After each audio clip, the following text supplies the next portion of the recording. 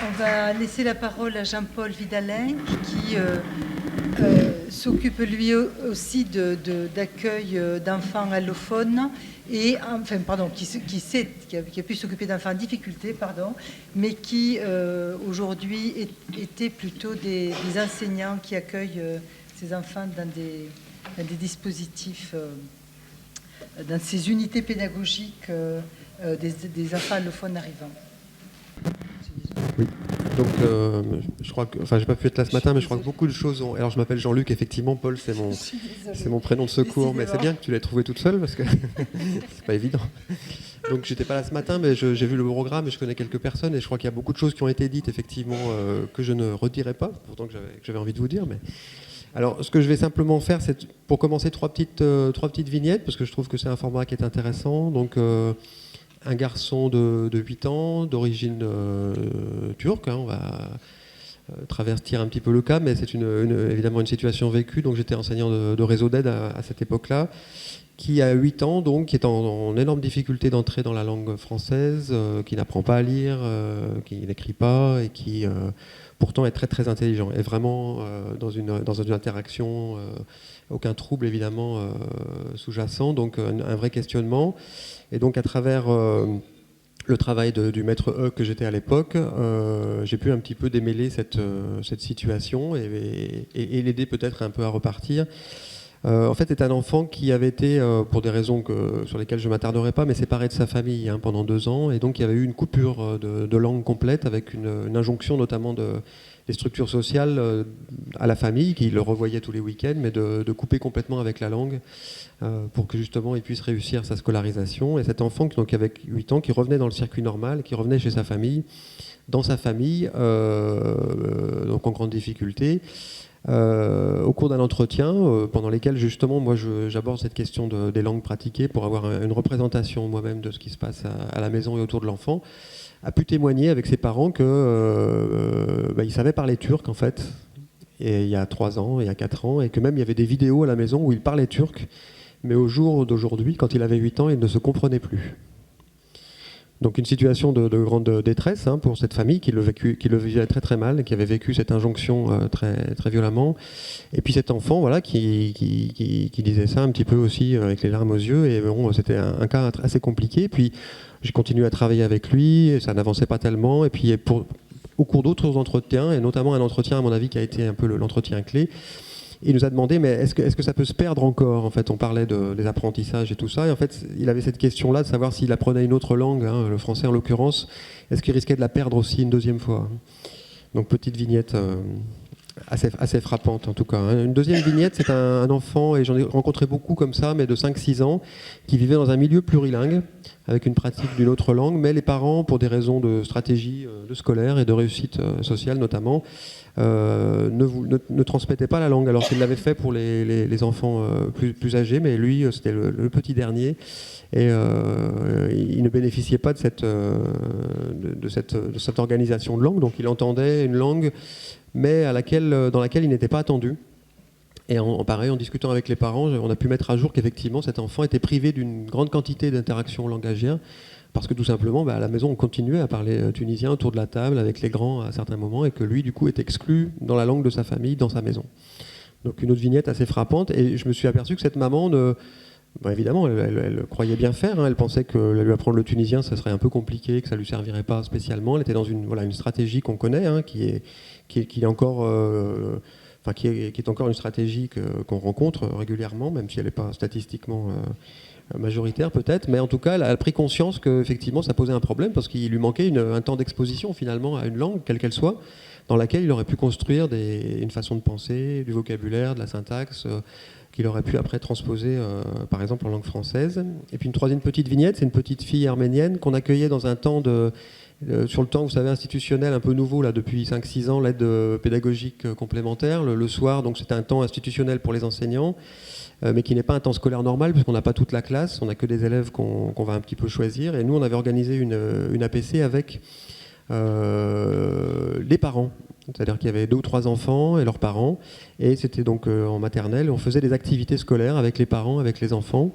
Et on profitait de ce temps-là pour justement aussi parler de cette question de la langue et notamment autoriser la présence et la manifestation d'autres langues dans l'enceinte scolaire autour de petits jeux, de mémories, de classements. Et donc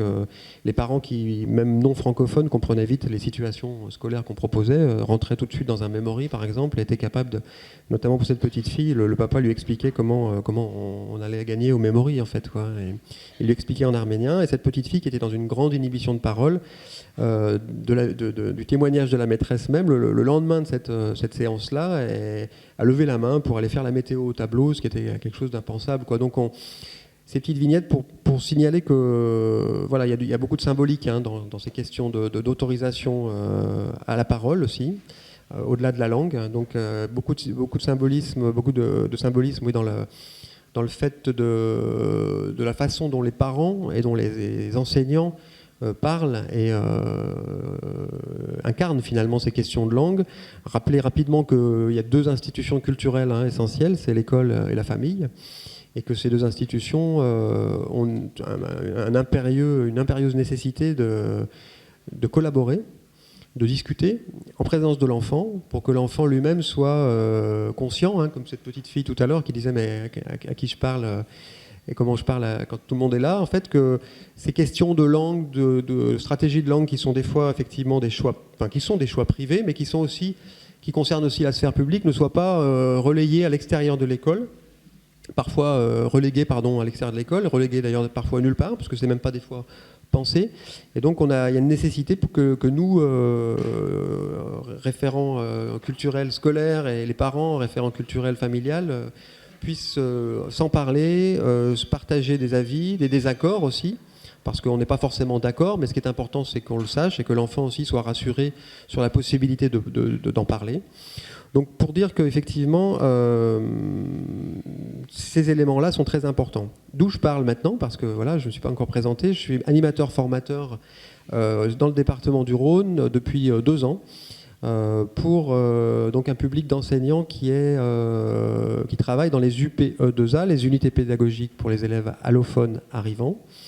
Donc dans l'administration, les allophones ne sont allophones que pendant 1 an, c'est-à-dire qu'ils sont aidés pendant 1 an, 9 heures par semaine dans le premier degré et puis 12 à 15 heures dans le second degré. Et donc on travaille avec ces enseignants spécialisés, donc qui ont été formés dans les universités, donc en FLE, français langue de scolarisation ou français langue de seconde. Et on travaille donc de la maternelle jusqu'au lycée professionnel. Et on accompagne aussi les enseignants qui ne sont pas spécialisés, mais qui accueillent des élèves allophones, puisque ces élèves allophones, par définition, dans le système scolaire français, ils sont intégrés dans des classes ordinaires et ils sont aidés à des moments dans des classes spécialisées. Donc on travaille sur cet accompagnement, donc sur des dimensions pédagogiques de français langue étrangère, français langue de scolarisation, français langue seconde, mais aussi sur ces enjeux on va dire culturels ou interculturels, voire transculturels, c'est-à-dire en fait qui sont des enjeux très importants, non seulement parce qu'ils agissent au niveau symbolique, mais aussi parce qu'ils ont des répercussions pédagogiques. Et notamment, on propose en fait des situations pédagogiques qui mettent en scène, qui mettent en œuvre et qui incarnent toutes ces problématiques qui sont psychologiques, qui sont linguistiques, qui sont sociologiques aussi, le vivre ensemble, l'éducation à l'altérité, mais qui sont en fait toujours raccordées à des situations pédagogiques et notamment des situations de communication où on va apprendre la langue française et qui ont pour objectif effectivement une meilleure insertion scolaire et donc une meilleure insertion sociale, en n'oubliant pas qu'effectivement ce sont des enjeux culturels et que la culture avant tout est là pour nous protéger notamment de la folie, et que donc ce sont des enjeux très forts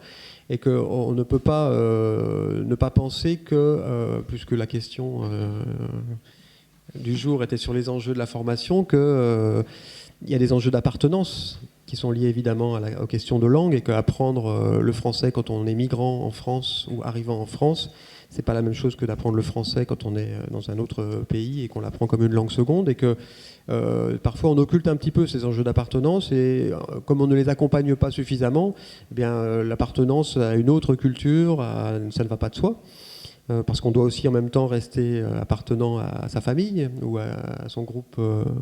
originaire, on peut dire. Et donc ce sont effectivement des conflits que l'on connaît et qui sont assez peu travaillés finalement de façon explicite à l'école et qui reste parfois à la charge de l'enfant, seul. Hein, c'est Marie-Rose Moreau qui dit qu'il faut un accompagnateur pour que l'enfant traverse ces deux mondes dans les deux sens et qu'il ne soit pas seul à le faire. Donc on a tout intérêt à mettre des dispositifs en place parce que sinon on reste dans des discours qui sont d'ailleurs pas toujours actualisés, qui sont parfois de façon explicite contraires à ce que les linguistes ou les sociolinguistes et les psychiatres ou psychanalystes nous enseignent. Mais même quand on est dans un discours très positif et très bienveillant sur la diversité et sur l'intérêt du plurilinguisme notamment, on peut être tout à fait dans des postures qui expriment tout à fait le contraire, notamment parce qu'on est très malhabile en tant qu'enseignant et maladroit et parfois aussi incompétent un petit peu pour mettre notamment en scène, même de façon symbolique, d'autres langues dans l'enceinte scolaire.